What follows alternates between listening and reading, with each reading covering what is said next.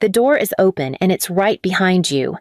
That was the sentence Ethan Weller threw at me, as casually as if he were commenting on the weather. I remember blinking at him, trying to understand why asking a simple question about pay had turned into a threat. My question was straightforward, I said, keeping my voice steady. Why is the new hire earning 50% more than I do when I have 7 years of documented performance here? Ethan leaned back in his chair, lacing his fingers behind his head the way people do when they know they cannot be touched. Because market conditions change, he replied. Because you were hired at a different time, and because, Liana Calder, if you have a problem with it, the door is open. I stared at him, unable to move. I had known entitlement before, but this was something sharper, colder. Ethan was not even pretending to be professional. He wanted me gone, and for the first time, I could see it clearly. I've put everything into this company, I whispered. And now you can take everything you came with and leave, he said. We need people who fit the new direction. I walked out before I said something I would regret. I reached my desk, sat down, and tried to breathe through the heat in my chest. My laptop chimed. One new email from Human Resources. Termination effective immediately. No meeting, no conversation, no acknowledgement of 7 years in this building. I read the email twice, then a third time, as if repetition would change the words. My hands were shaking, but my face felt strangely calm, like everything inside me had shut off to protect what was left. I stood, picked up my handbag, and walked out of Weller Strategies without a box, without a goodbye, without the version of myself who had believed loyalty still meant something. But as I pushed open the front doors, something steadied inside me, quiet, sharp, focused. Human Resources had given me permission to return tomorrow morning to gather the rest of my belongings. They thought I would come back only to pack. They had no idea what I was really planning to bring with me. When I first stepped into Weller Strategies, it was nothing more than a cramped 5-person startup inside an old brick building near Portland's Pearl District. Helena Weller greeted me herself, shaking my hand with both of hers. We're building something real here. Liana, she said, when we make it, we all make it. I believed her. I was 27, hungry, and ready to build a life out of long nights and hope. Those nights came fast. Can you stay late? Helena would ask as she passed my desk. Then it became, we need to save this client or we lose everything this quarter. I stayed. I rewrote proposals at midnight. I stitched together presentations that other people took credit for.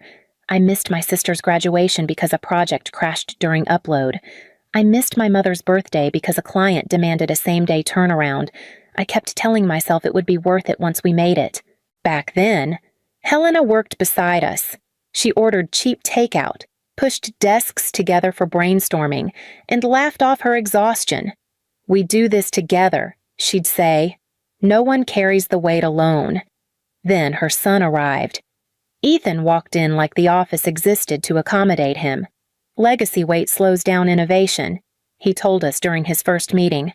I remember exchanging a glance with Mark from design, both of us confused. We were the legacy. We were the reason the company had clients at all. Modernize operations, Ethan insisted. Cut inefficiencies. Reevaluate performance at every level. His eyes landed on the older employees first, then on the ones who had been there longest, then on anyone he did not hire. The tone of the place changed. Helena spent more time in investor meetings, trusting Ethan to make decisions she no longer reviewed. People who had given years to the company were suddenly coached out, performance managed, reassigned to nowhere. I should have seen the pattern sooner. I should have understood that the moment Ethan stepped in, loyalty became a liability instead of a value. I kept believing things would turn back into what they once were. I kept believing I still belonged. That night, I sat at my kitchen table with my laptop open and my termination email still glowing on the screen. Shock had worn off. What settled in its place was something heavier, sharper. I opened my inbox and started scrolling through years of messages, anything that might explain how 7 years could be erased in 15 minutes. A forwarded thread caught my eye. It had been mistakenly sent to me months earlier, buried under project updates. I clicked it open. A salary spreadsheet filled the screen, listing the new cohort's compensation. Every single one of them was earning 50% more than I ever had. The numbers blurred for a moment, then snapped back into focus as if daring me to look away. I scrolled further. A message from Ethan to Human Resources popped up. Legacy staff do not innovate. Stop pushing for adjustments. Another one. Keep them under market. They will not leave. They are emotionally invested. I felt my chest tighten. 7 years of late nights, skipped holidays, and blind loyalty reduced to a strategy line. I clicked into the archived section, a place I had never bothered to search before. Dozens of threads unfolded. In one chain, Helena had written a glowing review of my leadership on a major client project. I read her words slowly, clinging to them. Liana demonstrated exceptional initiative. Recommend promotion consideration. Directly below it, Ethan had replied, not promotion ready. Keep her where she is. A curt note. No justification. Just power. I opened another thread. Same pattern. Praise from Helena.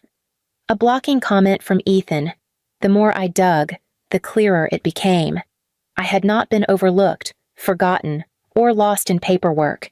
Ethan had been cutting me down deliberately, quietly, consistently. He had built a case against me, one dismissive line at a time. My hands shook, but not from fear anymore. The truth was finally showing itself, and it was so much uglier than anything I had prepared myself to find.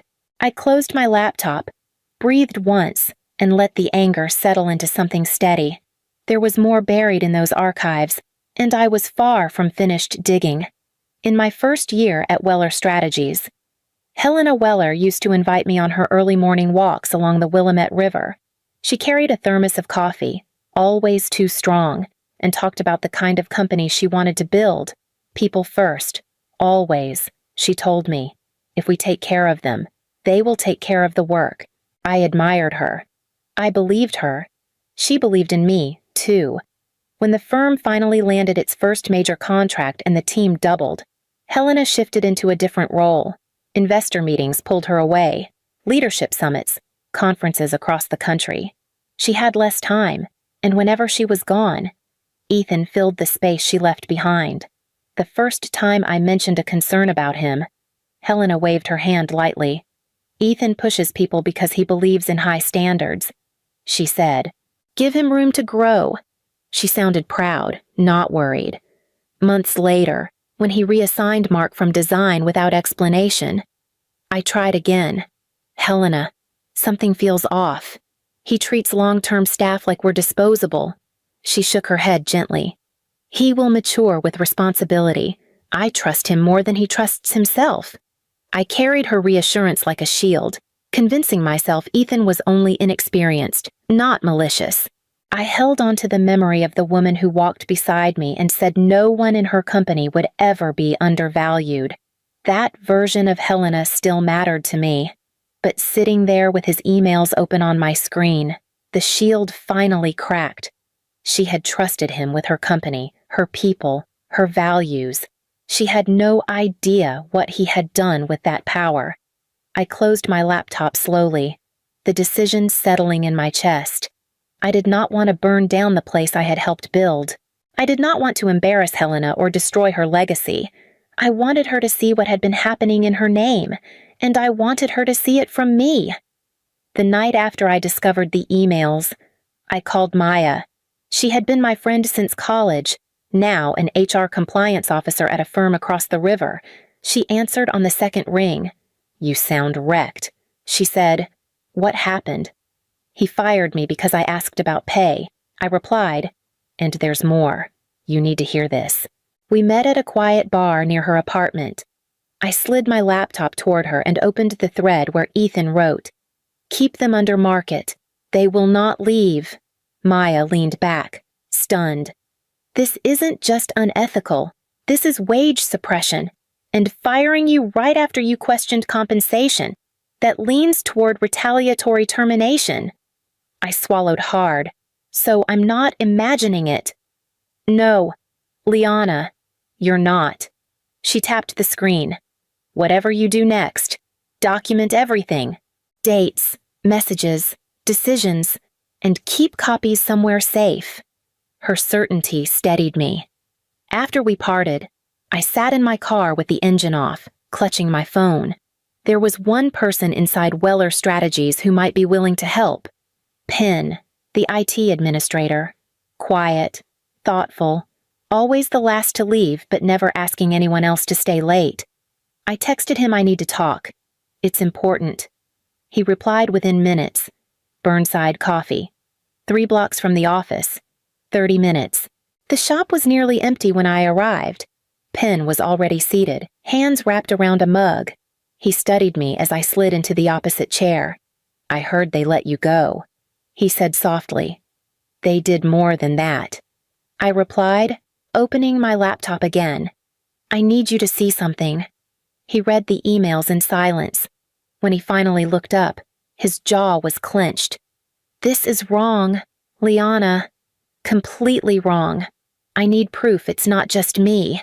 I said, a comparison. Pay, tenure, patterns, anything Ethan tried to hide. Penn hesitated. Running a report without approval could get me fired. I know, I whispered, but staying silent keeps him safe. He exhaled slowly. I cannot give you access, but I can run an internal audit for my own review. If it ends up in a shared folder before I move it to the secure server, well, sometimes files sit there for a few minutes. Hope sparked in my chest. Later that night, I spread 7 years of notes, emails, and late-night requests across my table, building the file I should have started years ago. I was done being quiet. At 6 a.m, I woke to an email from Human Resources. You may return tomorrow between 8 a.m. and 10 a.m. to collect belongings under supervision. Their phrasing was so formal it almost made me laugh. They thought I would walk in defeated, grab a cardboard box, and disappear without a sound. I arrived just after 8. The lobby was quiet, still half asleep. A security guard I barely knew glanced at his clipboard. Calder. Right. You can head up. Just stick to your floor. I will, I said, though that was only half true. On my floor. The lights were low. My desk looked exactly the same as when I had left pens aligned, sticky notes where I always kept them. A coffee mug from my sister sitting by the monitor. I picked it up gently and placed it into the small box Human Resources had left for me. Take your time, the guard muttered from the doorway. Already bored. But time was not what I needed. I slipped my laptop charger into the box, then straightened. My mind was no longer on the work I had done here. It was on the envelope tucked inside my handbag. I walked toward the elevator. The guard didn't follow. He didn't even look up. I stepped inside and pressed the button for the executive floor. When the doors opened, the space was almost silent. No assistants yet. No footsteps. No voices behind closed doors. Just the hum of the air system and my heartbeat pushing everything forward. Helena's office door was cracked open. I pushed it gently. Her chair sat turned slightly away from the desk, just as she always left it. I stepped inside, breathing in the faint scent of the perfume she used to wear during those early morning walks years ago. I reached into my bag and pulled out the envelope, thick, heavy, sealed. Not the desk, I reminded myself. The chair. I laid it where only she would find it when she sat down. Then I walked out without looking back. The envelope felt heavier than paper should. Maybe it was the weight of 7 years. Maybe it was the truth finally gathered in one place. I closed the door of Helena's office behind me and stood in the quiet hallway, breathing slow and steady, reminding myself what I had left inside. The first pages were my signed statement. I had written it carefully, dated every incident, Every denied request, every promise that had dissolved the moment Ethan took control. I listed the nights I worked past midnight, the times I covered for short-staffed teams, the projects I saved while my salary stayed frozen. Every line of it was factual. No embellishment, no anger, just the truth laid out plainly. Behind it were the screenshots, Ethan's messages calling long-term staff legacy weight, mocking the people who had carried this company through its hardest years. I printed them in full, not just the worst parts, but the context he thought would protect him. It only made him look colder. Then came the performance reviews. Helena's original comments were highlighted. Ethan's edits sat beside them. Always the same 2 words, not promotion ready. I added the audit Penn had run late the night before. A comprehensive comparison showing 7-year employees earning dramatically less than people hired in the last 18 months. The pattern was impossible to deny. The final item was a single sheet with the name and number of a Portland labor attorney who had already looked over the evidence and confirmed it was more than enough to warrant action. On top of it all, I placed one handwritten line. Helena, this is what has been happening in your name. I tucked the envelope onto her chair, pressed it flat, and walked out of the building without being noticed. My box of belongings was light in my hands, but the truth I had left behind carried its own momentum. Whatever happened next would start the moment Helena sat down. I chose a small cafe across from the Weller Strategies building, ordered nothing, and sat with my hands wrapped around a lukewarm cup. My eyes stayed on the glass doors across the street. The envelope was already there, waiting. All that was left was for Helena to find it. At exactly 9 in the morning. She arrived. Her stride was brisk, shoulders tense, a leather tote tucked under her arm. I watched her swipe her badge, disappear inside, and vanish from sight. My chest tightened. 30 seconds later, my phone buzzed. "What did you do?" It was Jenna from Project Management. Another message flashed. Helena slammed her door like actually slammed it. Then another. Ethan was just called upstairs. He looks terrified. I stared down at the screen as the messages kept coming like incoming fire. "Is this connected to you?" Everyone is whispering. "Human Resources looks pale. Something is blowing up." The cafe suddenly felt too quiet. I could picture Helena opening her office door, turning toward her chair, reaching for the envelope. I imagined the way her face must have changed as she flipped through each page, the statements, the messages, the audit, the proof that her trust had been used as a shield. 10 minutes later, Jenna sent another screenshot. A company-wide notification, emergency all-hands meeting at 10:15 a.m., mandatory attendance. Beneath it, she added, "No one has ever seen her call a meeting like this." Then a shorter message came from Mark in design. Someone outside the conference room overheard her. She said, "Every employee deserves the truth. Starting now." I set my phone down, breath shallow. The fuse had reached the charge. Whatever happened next was already in motion, spreading through every floor of the company I had once given everything to. The fallout unfolded faster than anyone expected. By late afternoon, Mark sent me a message requesting a quick call. I stepped outside my apartment complex and answered. They pulled Ethan into a board session. He said, voice low, "Not just Helena. The entire board. Someone dug into the compensation logs. They found discrepancies. What kind, I asked. The kind that looked like fraud. He manipulated the reports to show inflated cost savings. He wanted to negotiate more equity. I closed my eyes. Ethan had not only underpaid people, he had turned that deprivation into a bargaining chip. 2 hours later, another call came in. This time from Jenna. "They suspended him," she whispered, immediately. Security walked him out. "And get this, he's barred from holding any leadership role in the entire network of partner firms." Permanently, I asked. "Yes." The board wrote it into the resolution. They said it was a breach of trust. I let the words settle, not with triumph, but with a quiet, exhausted clarity. The damage he had caused was finally being acknowledged. The next day, group messages flooded my phone. We demanded a compensation overhaul.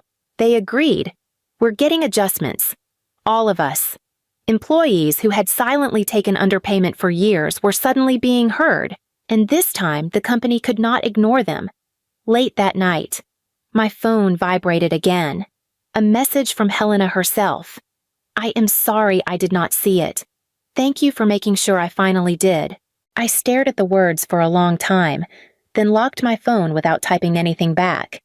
3 days later, I accepted an offer from a mid-sized consulting firm in downtown Portland. They valued experience. They paid fairly. They looked me in the eye when they said they wanted me on their team. I walked out of the building after signing the contract, the wind cool against my face, feeling something I had not felt in years' room to start over. By the time spring reached Portland, the dust around Weller Strategies had mostly settled. I was months into my new job when Maya called during her lunch break. "You're not going to believe this," she said. "2 more firms just launched internal pay audits. Someone mentioned your situation in an HR forum. It spread fast." I felt a quiet pulse of surprise. I never meant for it to ripple that far. "Well, it did," she replied. "People are realizing they do not have to accept being underpaid just because they are loyal." After we hung up, the messages kept coming. A junior analyst from Salem emailed me asking how to approach her manager about a wage gap. A project coordinator from Eugene wrote that her company had begun reviewing compensation bands after hearing what happened up in Portland. I never advertised anything. I just answered their questions as honestly as I could. One evening, while I was finishing up a presentation at my new office, a text came in from Penn. "Your envelope caused a bigger domino effect than you know," I typed back. "How are things over there?" He replied quickly. Helena stepped down. She recommended Teresa as interim leader. People are actually hopeful. I exhaled slowly, letting that settle. Teresa had worked in operations for more than 10 years without recognition.